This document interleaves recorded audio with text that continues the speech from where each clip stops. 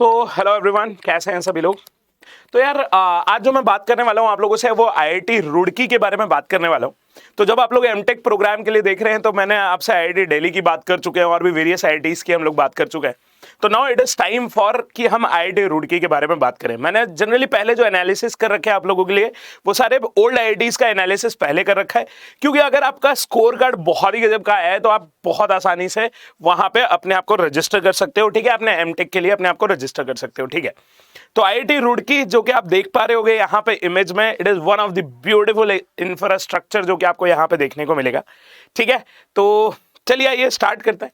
तो मैंने बोला यहाँ पे देखेंगे आईआईटी रुड़की के कट ऑफ के बारे में बात करेंगे, कट ऑफ एमटेक स्ट्रक्चर के बारे में बात करेंगे कि कैसा एमटेक आपको देखने को मिलता है, और जो भी एलिजिबिलिटी क्राइटेरिया, लास्ट डेट क्या है, वो सारी बात फुल इंफॉर्मेशन के साथ बात करने वाले हैं। ठीक है, तो यहां पे देखते हैं कि फुल इंफॉर्मेशन में आईआईटी दिल्ली की जब मैं आईआईटी रुड़की की जब मैं आपसे बात कर रहा हूं तो आप क्या देखेंगे।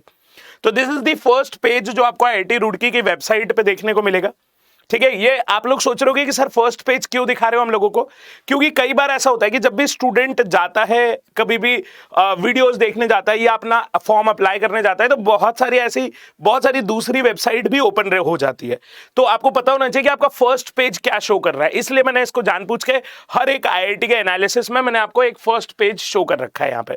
तो दिस द आईआईटी रुड़की का कैंपस जो आपको देखने को मिलेगा, ये फ्रंट पेज आपको ऐसा देखने को मिलेगा। इस फ्रंट पेज के बाद जब आप यहां पे देखेंगे तो मैंने आपके लिए इंपॉर्टेंट डेट्स लिखी हुई है।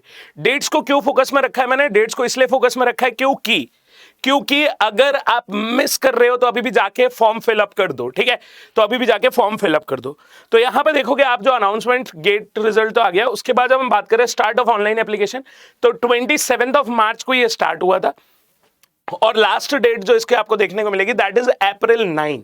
ठीक है, तो बहुत ध्यान से आपको क्या करना है कि अगर आप प्लान कर रहे हैं कि मेरे को आईआईटी रुड़की में कोई सा ब्रांच लेना है, और मैं आपको बताता हूं कि IIT Roorkee is one of the IITs जो आपको इंटरडिसिप्लिनरी बहुत सारी ब्रांचेस प्रोवाइड करते हैं। ठीक है, तो अभी मैं आपको दिखाऊंगा कि इंटरडिसिप्लिनरी आप कैसे जा सकते हैं, और मैं आपको बताता हूं कि आईआईटी रुड़की के कट ऑफ के बारे में बहुत ज्यादा डिस्क्लोज नहीं किया जाता है, इसलिए इसके कट ऑफ का जो, जैसे आप आईआईटी दिल्ली देखोगे तो वो लोग अपने ब्रोशर में ही लिख के देते कि this was the minimum cut off जो आपको देखने को मिला स्कोर कार्ड का। ठीक है, बट यहां पे स्कोर कार्ड का कोई भी फाइनल कट ऑफ वैल्यू नहीं है, बट मैं आपको दिखाऊंगा कि इंटरडिसिप्लिनरी यहां पे बहुत सारी ब्रांचेस है, तो आप किसी लो स्कोर कार्ड पे भी आईआईटी रुड़की के लिए जा सकते हैं। ठीक है, तो यहां पे देखते हैं अगर हम तो एलिजिबिलिटी क्राइटेरिया के बारे में सबसे पहले बात करते हैं कि what is the eligibility criteria for the MTech program in IIT Roorkee.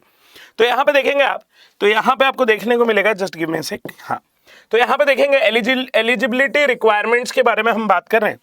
तो अगर हम यहां पे बात करते हैं eligibility requirements for admission to MTech, ठीक है, हम एमटेक के बारे में बात करेंगे।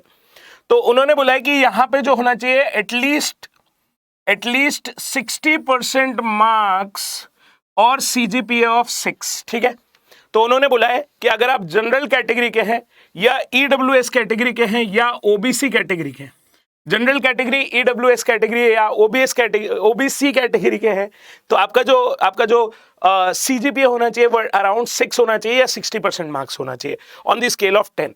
लेकिन अगर आप एससी एसटी या पीडी कैटेगरी के हैं तो यहां पे जो उन्होंने बोला है कि आपका जो स्कोर होना चाहिए वो 55% या 5.50 सीजीपीए होना चाहिए आपका ग्रेजुएशन के टाइम पे, डिग्री जो भी आपने की है उसके लिए। तो this is the eligibility criteria, और मेरे को लगता है कि 60% ऑब्वियसली अचीवेबल है। ठीक है, नेक्स्ट अगर मैं यहां से आपसे बात करता हूं तो आप यहां पे देखेंगे, अब मैं आपको ब्रांचेस और प्रोग्राम्स के बारे में बताने वाला हूं। ठीक है, ब्रांचेस और प्रोग्राम्स के बारे में बताने वाला हूं।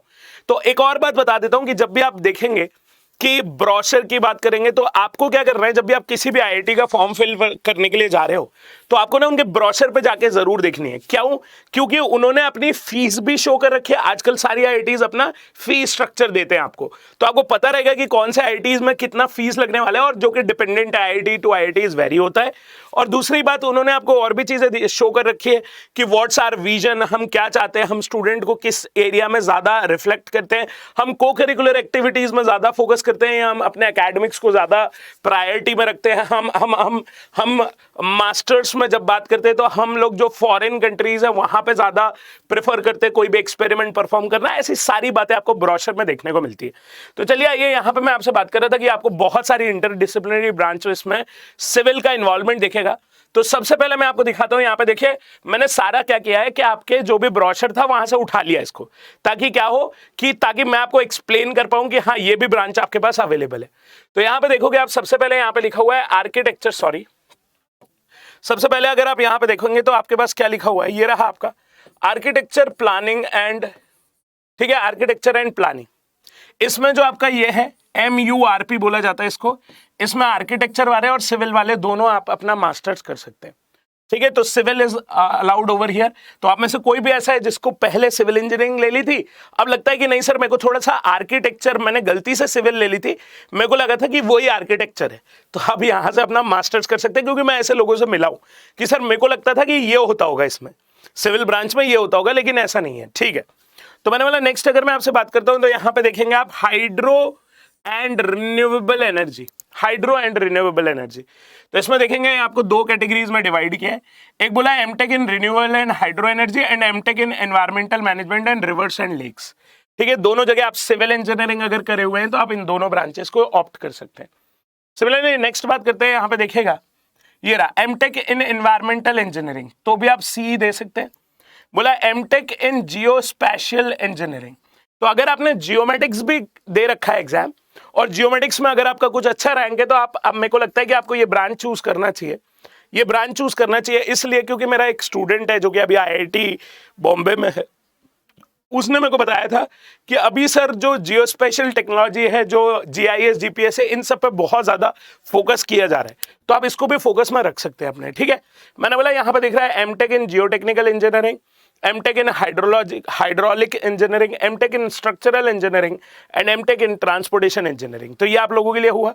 तो ये है कुछ कैटेगरीज जो मैंने आपको दिखाई कि आप यहाँ से अपना मास्टर्स के लिए फॉर्म फिल कर सकते हैं, और आपने देखा कि yes interdisciplinary branch is also there.